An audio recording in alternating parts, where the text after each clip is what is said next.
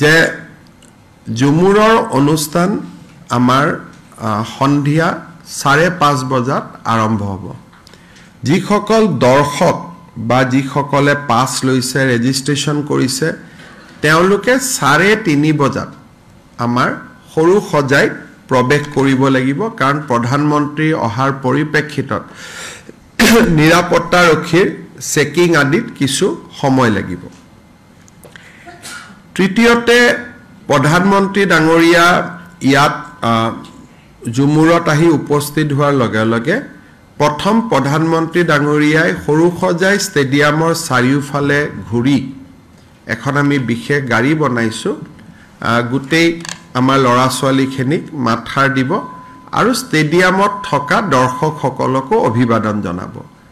তাৰ পিছত মোৰ এটা সৰু 5 মিনিটৰ স্পিচ আছে প্ৰধানমন্ত্ৰী ডাঙৰীয়াৰ স্পিচ হ'ব তাৰ পিছত ঝুমুৰ নৃত্য পৰিবেশন হ'ব আৰু ঝুমুৰ নৃত্য পৰিবেশন কৰাৰ পিছত আমি এটা লেজাৰ শ্ব' কৰিছো যেটো লেজাৰ শ্ব'ত অসমৰ এটা স্পেসিফিক কালচাৰেল থিম এটাক আমি প্ৰজেক্ট কৰিম এইখিনিত আমাৰ গুটে কাৰ্যসূচীটো সামৰণি মাৰিব এই কাৰ্যসূচীটো চাবলৈ আমাৰ প্ৰথম গেষ্ট হিচাপে আপোনালোকে জানে যে বৈদেশিক পৰিক্ৰমা মন্ত্ৰী জয়শংকৰ আহিব আমাৰ সৰ্বানন্দ সোণোৱাল ডাঙৰীয়া থাকিব পবিত্ৰ মাৰ্ঘেৰিটা থাকিব এখেতসকলৰ উপৰিও হেড অফ মিছন 61 গৰাকী হেড অফ মিছন আহিব বিভিন্ন ৰাষ্ট্ৰৰ আৰু তেওঁলোকৰ পৰিয়াল প্ৰায় 22 গৰাকী পৰিয়ালৰ সৈতে আহিব বাকি সকল অকলে আহিব যিসকল হেড অফ মিছন আহিব ডক্টৰ জয়শংকৰ ডাঙৰীয়াৰ নেতৃত্বত তেওঁলোক আজি গধূলি জোৰহাট পাব আৰু আজি জোৰহাটৰ পৰা তেওঁলোকে ৰয়েল ডি কাছা আৰু বৰগছত তেওঁলোক থাকিব আজি ৰাতি অহাকালি ৰাতিপুৱা তেওঁলোকে জীপ সাফাৰী এলিফেন্ট সাফাৰী এখিনি কৰি তাৰ পৰাই তেওঁলোক গুৱাহাটীলৈকে ঘূৰি আহিব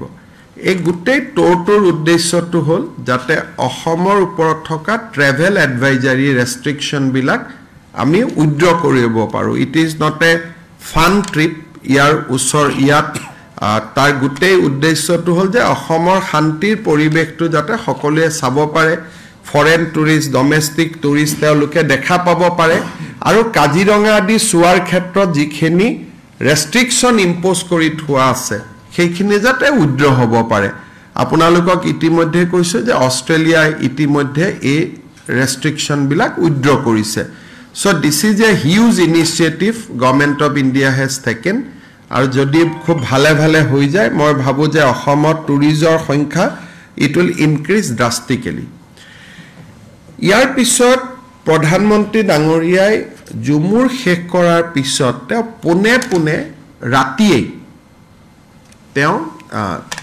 এক্সিবিশন চাবৰ কাৰণে আহিব তেখেতে কোৱামতে দিনত এক্সিবিশন চালে ইট উইল বি এটো টু মাচ অফিচিয়াল হৈ যায় ইন্টাৰেক্ট কৰিব নোৱাৰে সেই কাৰণে তেওঁ আধা ঘণ্টা 45 মিনিট সময় তেওঁ 7:30 ঝুমুৰ শেষ কৰি পুনে এডভান্টেজ অসমত আহি পাব যদিও এডভান্টেজ অসম নামত 25-26 কিন্তু প্ৰধানমন্ত্ৰী ডাঙৰীয়াৰ কাৰণে এটা 24-25-26 হৈ গল তাৰমানে তেখেতে 24 তাৰিখে ৰাতিয়ে এক্সিবিশনৰ তেওঁ ফিটা কাটিব আৰু এক্সিবিশনখন তেখেতে নিজে প্ৰত্যক্ষ কৰিব আৰু তেখেতে কৈছে যে মই এক্সিবিশনত অহা মানুহখিনিৰ লগত কথা বতৰাও পাতিম মই ভাবো যে ইট উইল বি এ শো মানে তেখেত তাতে 45 মিনিটস টু 1 ঘণ্টা থাকিব নেক্সট দিনাখন আমাৰ 10 বজাত আমি সকলোকে মাতিছো plenary by inauguration session বুলি কয় that is by invitation যিসকলে সামিটত ৰেজিষ্টাৰ কৰিছে সকলো ইনগ্ৰেচনত যাব নোৱাৰিব কাৰণ ইনগ্ৰেচনৰ ক্যাপাসিটি হল 2200 গতিকে সামিটত হুমালেও ইনগ্ৰেচনত হুমোৱাৰ কাৰণে এটা স্পেশাল ইনভিটেশন কাৰ্ড এখন লাগিব আৰু সেইখন আমি বিতৰণ কৰিছো সো মানুহে এটা ভুল কৰিব নালাগে যে সামিটত অহা মানে ইনগ্ৰেচনত অহা নহয় ইনোগ্ৰেশ্যনৰ কাৰণে এখন ইনভিটেশ্যন কাৰ্ড আছে বেজ আছে সেইখিনি মানুহ সামিট প্লেনাৰীত সোমাব বাকি মানুহ আমাৰ এক্সিবিশন আদি তেওঁলোকে চাব পাৰিব প্লেনাৰী শেষ হৈ যোৱাৰ পিছতে মন্ত্ৰীসকলৰ সেশন আৰু থিমেটিক সেশন আৰম্ভ হ'ব 26 ফেব্ৰুৱাৰী শিৱৰাত্ৰিৰ পৰিপ্ৰেক্ষিতত কুম্ভমেলালৈকে বহুত মানুহ যাব সেইকাৰণে ৰেল মন্ত্ৰী ডাঙৰীয়াৰ যিখন প্ৰগ্ৰাম 26ত আছিল তেওঁ দিল্লীত থাকি গুটেই মনিটৰিং কৰিব লাগিব সো এখন 25 তাৰিখে হ'ব সো তেওঁৰ যেটা সেমিকন্ডাক্টৰ ওপৰত যেটো ডিসকাশন আছিল now it will be held in 25th itself instead of 26th সেইখিনি অকনমান কাৰেকশন আছে এতিয়া প্লেনাৰীৰ কাৰণে আমি যি সকলক ফাইনালি আমি কনফাৰ্মেশন পাইছো মই অসমৰ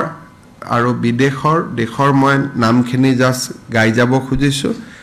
প্ৰধানমন্ত্ৰী ডাঙৰীয়া আমাৰ অসমৰ ৰাজ্যপাল মহোদয় ডক্টৰ জয়শংকৰ ডাঙৰীয়া সৰ্বানন্দ সোণোৱাল ডাঙৰীয়া জ্যোতিৰাদিত্য সিন্ধিয়া ডাঙৰীয়া দুজন মুখ্যমন্ত্ৰী আহিব কনৰাড চাংমা আৰু মানিক সাহা পবিত্ৰ মাৰ্ঘেৰিটা ডাঙৰীয়া বিশ্বজিৎ দৈমাৰী ডাঙৰীয়া বিমল বৰা ডাঙৰীয়া ইয়াৰ পিছত ভূটানৰ এগ্ৰিকালচাৰ মন্ত্ৰী ডাঙৰীয়া আহিব তাৰ পিছত আমাৰ সেই একেটা গুটেই যেটো ব্যৱস্থা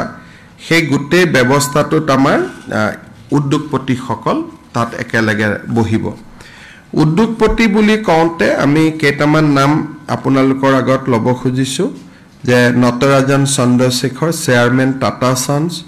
Mukesh Dhirubhai Ambani Reliance Gautam Adani group Anil Agarwal Vedanta resource limited Sajjan Jindal chairman JSW Prashant Ruia CEO SR Anil Chalamalasetty MD CEO Greenko Abhijit Barua আমাৰ Premier Cryogenics Anupam Deka SRD group Savitri Jindal Sangita Jindal BK Goenka chairman Welspun এই ধৰণে Rohit Jawa CEO Hindustan lever Randhir Thakur CEO Tata engineering এই ধৰণে আমাৰ কাইজাত ভাৰুসা HDFC এই ধৰণে আমাৰ প্লাস আমাৰ অইলৰ CMD এই গুটেই মানুহখিনি আমাৰ এই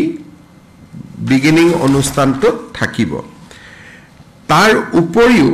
এই গুটেই অনুষ্ঠানটোত আমাৰ 7খন ৰাষ্ট্ৰৰ বিশেষ প্ৰতিনিধি দল আহিছে Australian high commissioner is leading a Australian investor teams to তেখেতসকল এমিয়াৰ গ্ৰুপটোৰ বাহিৰত এমিয়াৰ লগত যি সকল আহিছে তাৰ পৰা বাহিৰত বিজনেছ ডেলিগেশ্যন আহিব এটা বিজনেছ ডেলিগেশ্যন আহিব অষ্ট্ৰেলিয়াৰ পৰা এটা বিজনেছ ডেলিগেশ্যন আহিব সাউথ কোৰিয়াৰ পৰা এটা বিজনেছ ডেলিগেশ্যন আহিব সিংগাপুৰৰ পৰা এটা বিজনেছ ডেলিগেশ্যন আহিব মালয়েছিয়াৰ পৰা এটা বিজনেছ ডেলিগেশ্যন আহিব টাইৱানৰ পৰা এটা বিজনেছ ডেলিগেশ্যন আহিব ইণ্ডোনেছিয়াৰ পৰা আৰু এটা বিজনেছ ডেলিগেশ্যন আহিব থাইলেণ্ডৰ পৰা আৰু ভুটানৰ এন্টায়াৰ টিমটো আহিব they have a very high level delegation so গতিকে আৰু জাপানৰ পৰা ইনভেষ্টৰ্ছ আহিব so it will be a দেশীয় আৰু আন্তৰ্জাতিক সকলো ধৰণৰ আমাৰ ইয়াতে বিনিয়োগকাৰী সকল আহিব